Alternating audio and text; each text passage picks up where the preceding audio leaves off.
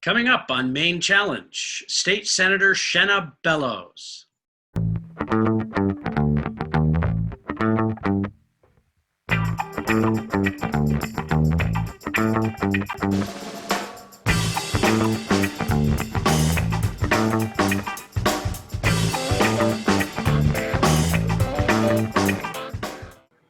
Hello and welcome to Maine Challenge, a production of Lincoln County Indivisible and Lincoln County TV. Our guest today is State Senator Shenna Bellows from Manchester. Hi, Shenna, welcome. Good morning. It's a pleasure to be with you. It's nice to have you on the show. You are a state senator representing Southern Kennebec County. You want to tell us which towns? This is a test. If you don't remember I will, as if you're driving it. Chelsea, Randolph, Pittston, Gardner, West Gardner, Farmingdale, Hollowell, Manchester, which is where I live with my husband, Reedfield, Winthrop, and Monmouth. Okay, what a collection of towns. Covers the gamut, doesn't it? I feel really lucky. We're going to get into your legislative work, but what else do you do? I am intimately aware of the fact that the legislature is not a full-time job. It's a citizen legislature, which means a paltry sum of money to compensate for the fact that you have 20,000 bosses who have different opinions on everything and want to tell you them all the time. What else do you do? So I'm the executive director of the Holocaust and Human Rights Center of Maine, which is a remarkable center. We have a small museum in Augusta and a tremendous educational training program. Our mission is using the lessons of the Holocaust. We inspire people to reflect and act to confront prejudice and discrimination. And we have educators who go into schools or now virtually into schools. We do anti-racism and anti-bias education. This summer, we've been doing teacher training, training teachers all over the state of Maine virtually, encouraging them to incorporate anti-bias and anti-racism into their curriculum and to teach about the Holocaust and that important history. Wow, that's important work, and I'm certainly appreciative of that, and I'm sure a lot of our viewers are. As you serve in the legislature, you're finishing your second term, am I right?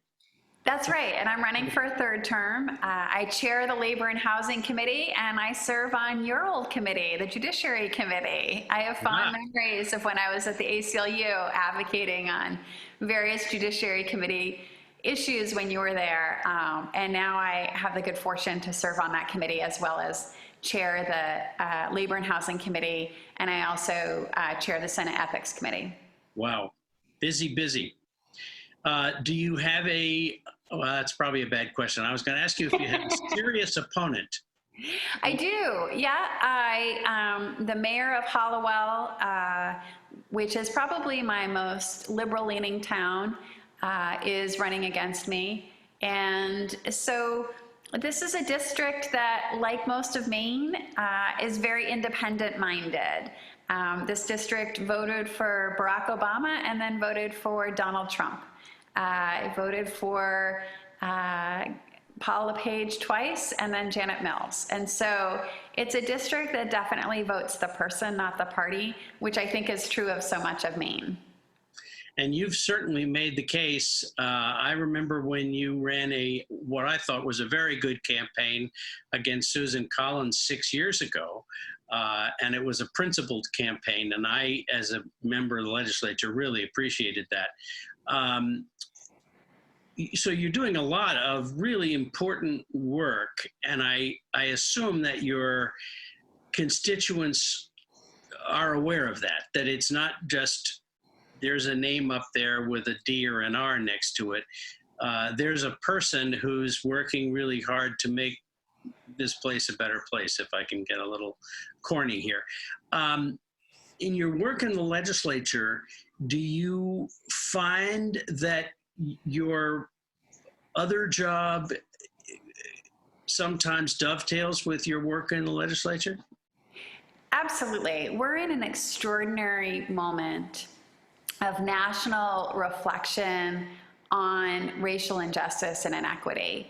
And so one of the most meaningful pieces of work that I've been doing in the legislature this summer is work proposed and inspired and led by the Permanent Commission on the Status of Racial, Ethnic, and Indigenous Populations. That's a commission that was established last winter. The bill to do that went through the Labor and Housing Committee. And the commission proposed that we look at all of the bills in the legislature with regards to the question, will this bill negatively or positively change racial disparities in our state? And so we literally this summer looked at every remaining piece of language on bills that we hadn't yet voted on as a full Senate and House to ask that question. Will this have a negative or positive impact on racial disparities in our state? And how could we improve these bills to make sure that we're addressing that fundamental discrimination that is systemic and inherent in our healthcare systems and in our criminal justice system, certainly. And so that has been an extraordinary process and a really important one. On the Judiciary Committee, I've also been part of the conversations around the Indian Land Claims Settlement Act of 1980 and how the state might re-envision our relationship with Wabanaki tribes. A lot of people don't know that Maine's tribes are treated differently than any other tribes in the United States in not receiving that recognition of their sovereignty and their relationship with the federal government in that way. And so really taking a look at, can we finally as a state recognize the inherent sovereignty of Maine's Wabanaki tribes through renegotiation of the terms of the Settlement Act and passage of legislation. So that's been really important racial justice work happening right here in the state. We're also having a reckoning around our criminal justice system as well, because Maine does see racial disparities with regards to rates of arrest and incarceration of people of color, particularly Black men, and particularly young people. We see racial disparities in terms of the treatment of students in schools. And so we're looking at issues like bail reform, and we just looked at a bill to start collecting data around racial profiling and making sure that we take a sharper look at these systems and try to change them. I remember when I read about the legislation enabling the commission that you speak of, and when I first saw it, I thought, boy, what a great idea. And then when I thought about it a minute, I said, wow, what a lot of work. Totally. Yes, absolutely. So I'm sure you work, right? Oh, absolutely. And I think that's one of the challenges. You know, so often people think about racism as, you know, hate groups or white supremacist groups. But in fact, bias and racism, in fact, are everyday interactions and policies. And if we're not being explicitly anti-racist, then we're being complicit. So as hard as this work is, we have to do it. And it's going to take a very wide consciousness raising on all of our parts to really make progress on this. And I think we're making some. I wish it was faster. And I think the work of, I hope that as the commission moves forward and gets towards completion, that there's a lot of public attention focused on the work of the commission and just the purpose of the commission, just the reason. Right, and Representative Rachel Talbot Ross and Representative Craig Hickman are the two Black legislators in the legislature right now, and they are working and serving on the commission. I am a volunteer, not part of the commission, but many of us in the legislature recognize that we have some work to do. And so we gladly, when the commission asked us to participate in this process, we said, sign us up. And I think that's something that, you know, all of us have an opportunity to look around in our communities and think through, where can we make an impact, even if we're not formally appointed or named or serving in a formal role on something. How can we help? Right.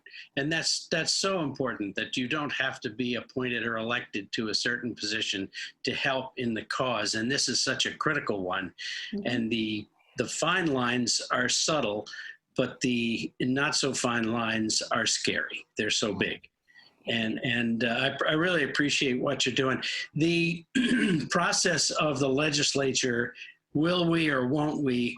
Can you talk a little bit about the process of going back and I understand the governor can call the legislature back, and I understand why the governor might want to have the legislature call itself back.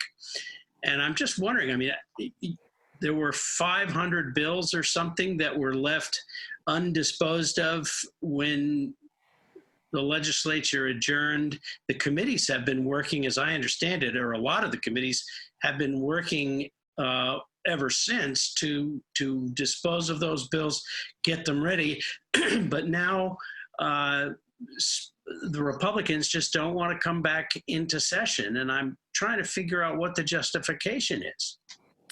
So Maine is really unique, and you remember this. Every bill that's introduced gets a public hearing and a vote in committee, and then votes even nominally on the floor of the House and the Senate. And what that means is that every idea has an opportunity in the marketplace of ideas to either rise or fall on its own merits, and not because of backroom deals or agreements made in secret.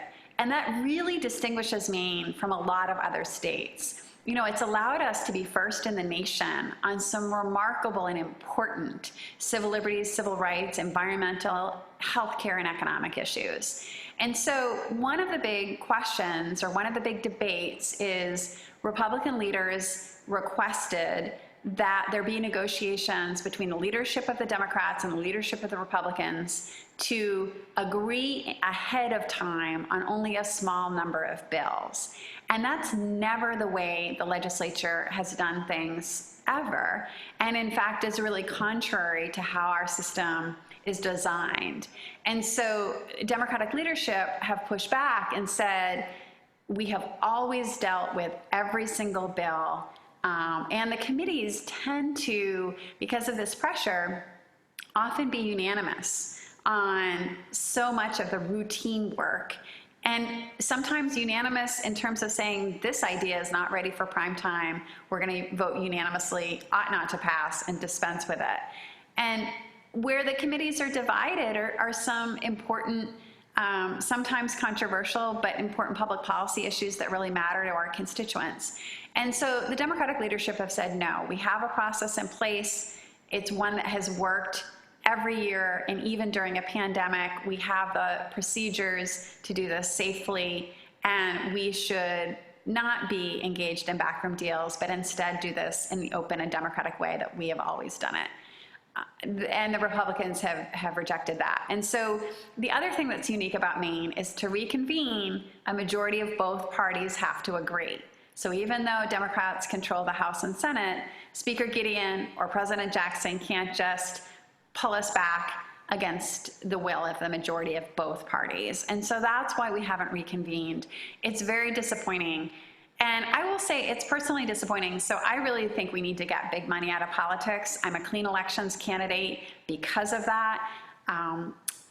I'll give you a short example. I sponsored a first in the nation internet privacy law to say that your internet service provider can't sell or share your data without your permission. Well, big data is big money. They spent over $181,000, according to Maine Public, to try to defeat that bill, probably more. And those companies, those corporations, they're in the State House, in their suits, lobbying every day, and then they're writing corporate checks. Well, Maine has some strict campaign finance laws. If the legislature were in session, those corporate lobbyists couldn't be writing checks for campaigns. Well, Republican leadership, Senator Jeff Timberlake, Representative Trey Stewart, who's running for the Senate, they have set up these fundraisers through the month of August into September. And those fundraisers would be illegal, not the fundraisers themselves, but the request to corporate lobbyists to write checks or the request for corporate PAC money would be illegal if the legislature were still in session. So I don't know that that has influenced their decision making, but it's certainly wrong that some of these big corporations are writing these big checks. Right now we're in an election season and there is work to be done in the legislature. Well, that's an explanation that I didn't connect those dots. I knew about that situation, but I couldn't imagine that leaders, elected leaders of the great state of Maine would say, no, we're not going to go into session because we have to raise money from big corporations.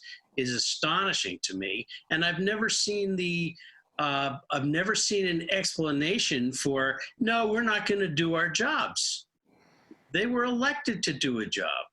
We are elected to do a job and we should be meeting. There is so much need right now, whether it's unemployment, small business relief, appropriate personal protective equipment, PPE, for schools and for frontline workers. Maine is the second best state in the nation in terms of incidence of the virus, and yet we have some critical public policy issues that we haven't addressed. Now, Governor Mills is doing an excellent job from an executive position in allocating resources to the hospitals, to nursing homes, to schools, and protecting that money. And to our credit, the legislature unanimously passed a sweeping COVID-19 emergency relief package last March, and we did provide, for example, for the school funding, sort of looking ahead to what might be happening this fall. But that said, we have a responsibility to our constituents. You know, take unemployment. There's some serious problems with that system.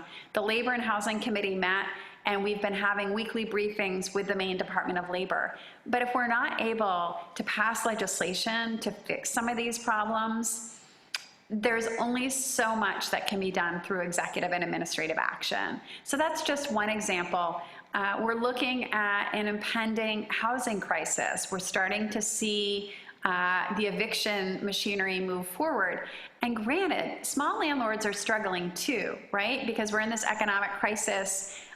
They are worried about defaulting on their mortgages or losing the property themselves. There must be work that the state can do from a public policy perspective to support both tenants and landlords and avoid homelessness and foreclosures, which are two huge problems that we definitely see looming on the horizon. So there's some critical work that we should be doing in the legislature right now. That's why I voted to go back. I've voted twice now to go back, and I really do hope that the Republicans will reconsider their decision not to go back at this point. I hope they're called to account for this lack of action. And I certainly, I'm just really distressed at how this campaign is going, because I see some good incumbents on both sides, actually. But I'm really concerned that we're in a political rabbit hole in terms of how we can get dialogue back, how we can get reasonable with each other again, and work out differences and help the people of Maine happen. Do you have any debates scheduled with your opponent? Not yet. Although I always welcome debates. When I ran against Susan Collins, we were pushing for more debates. She was pushing for fewer. In the end, we ended up having 5. It'll be interesting to see how many debates happen this fall in that race. I definitely want to talk a little bit about your campaign against Susan Collins as it applies to her race this year. But first, I want to ask do you think that Republican candidates, especially for the Senate, but really up and down the ticket, should be put on the spot and forced to say where they stand with President Trump and where they repudiate President Trump. Absolutely. And I think on issues like choice, on issues like health, on issues like, well, there's so many issues up and down. And I want to, I mean, my local race, the Republican candidate says that he's pro-choice. He says he's pro-gay rights. Well, how does that sit with the local Republican Party, and how does that sit with the national party? And, where is this coming from? I mean, are they going to be allowed to sidestep this whole question of, do you stand with President Trump or repudiate him? Well, I definitely encourage local journalists, local media outlets to keep asking that question, because it's very important. I stand strongly and proudly with the Biden-Harris ticket. I think that Joe Biden understands the economic challenges that we face in this country. I think that he has the experience and that leadership. And most of all, I think he's really skilled in picking the best of ideas from both allies and opponents and moving those forward. You watch post-primary how he listened really carefully to what Senator Sanders and Senator Warren had proposed on the campaign trail, and in fact adopted elements of their agendas in the general election campaign. And I think that's really important. And to your point, we need to be able and willing to work across the aisle. So as chair of the Labor and Housing Committee, for example, I am a passionate proponent for supporting workers and supporting small businesses. So one of the things that we were able to do on a variety of issues that impact both businesses and workers, like paid time off, for example, or workers' compensation, we were able to get unanimous votes in our committee and unanimous votes moving forward because we brought business and workers together. We brought Republicans and independents and Democrats together. I think that's extraordinarily important. On my internet privacy law, that I really do think is groundbreaking, Republican Senator Stacey Guerin from the Bangor area was my chief ally, and we together made sure that that bill was bipartisan, because we both believe in privacy and we both believe in constitutional freedoms and protecting individual rights. So I do think that there are areas for common ground, but it's important to ask those tough questions. Where do people stand? What do they support and not support? And what would they do differently or not do differently? And how are they voting in November? Moving on to Senator Collins. Is this the same Senator Collins that you ran against 6 years ago? It's not. I mean, I know it's the same person, but it's not. So what was remarkable about the race, and granted, our polling never showed me in a close contest with Senator Susan Collins. So in some ways, she wasn't as intimidated or concerned about the electoral outcome, right? But I ran against her based on principle, because I had been deeply disappointed. For example, I was a leader on the marriage equality movement, and I organized or created Republicans for the Freedom to Marry, hired a full-time person, Jill Barkley, to recruit Republicans to support marriage equality. And we tried so hard to get Senator Susan Collins to endorse marriage equality in that referendum campaign of 2012, and she declined to do so. She would not end up endorsing marriage equality until 2 years after Maine voters endorsed marriage. Finally, in the 2014 campaign against me, she finally came out and said, yep, I do, I agree with Maine voters. So those are some of the reasons I ran against her, but she didn't run a nasty campaign. You didn't see personal attacks on me or on Democrats that were not founded in reality. So for example, she's been attacking Speaker Sarah Gideon for not bringing the legislature back to do this work. Well, we've already talked about that. Speaker Gideon doesn't have the unilateral power to reconvene the legislature, and she has sent out a ballot request to members urging us to return twice. So it's not accurate to say she's not interested in coming back.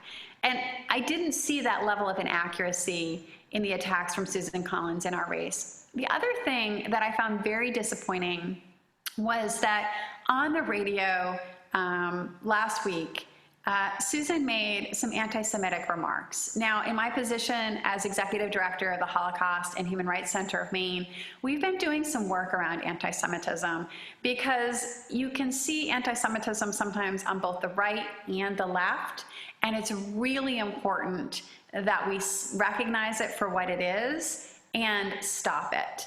And because, of course, anti-Semitism was one of the contributing factors to the murder, to the Holocaust of 6 million Jews in the Holocaust. And so for Susan Collins to make anti-Semitic remarks on the radio, to identify George Soros, Donald Sussman, and Chuck Schumer, 3 Jewish leaders and funders, as backing Sarah Gideon, that's the type of dog whistle that we never saw in 2014. And it was extraordinarily disappointing. And I really expected better of her. So I do think that she's changed in some ways. And in some ways, the country has changed. Yeah, and she voted with Trump 94% of the time, or something close to that. And so I am with those who say that there's been a fundamental change, and she's following the extreme right wing in a lot of directions that I don't think is consistent with Maine voters and Maine people. So I hope she comes to terms with that at some point. One thing we haven't mentioned, and we should, is the COVID, the approach that Maine has taken addressing the COVID virus. And I know you've worked on some of this in the committee, but where do we stand right now in terms of if we open schools, are we going to have the same reaction that Florida had when they opened their beaches? I think it'll be really important to move with all deliberate caution. So at this point in time, the Maine Department of Education and Governor Janet Mills have identified all of Maine's 16 counties as in the green zone, meaning that it is safe, at least as safe as it can be at this point in time, for schools to return to in-person instruction or some hybrid model. And what I'm seeing is that many schools are offering that hybrid option. Winthrop schools, for example, in my district, are offering parents the choice to either send their students to school or engage in remote learning. And I think that will probably be the norm for many schools around the state. Well, I'm sorry to jump in, but I'm afraid we're running out of time, which I was afraid was going to happen. Maybe we can have you back, but I really appreciate your coming and you're joining us today on Maine Challenge, and also to the audience for tuning in. Thank you again, Shenna Bellows, State Senator from Manchester and Southern Kennebec County. Please keep up the good work. You are a really important part of Maine governance, and thank you for all that you do. It was a real pleasure. Thank you.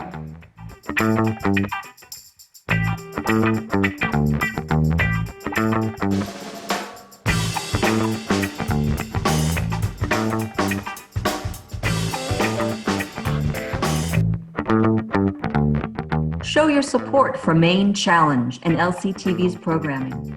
We're all about community. Please go to lctv.org to make a contribution. Your support makes us stronger together.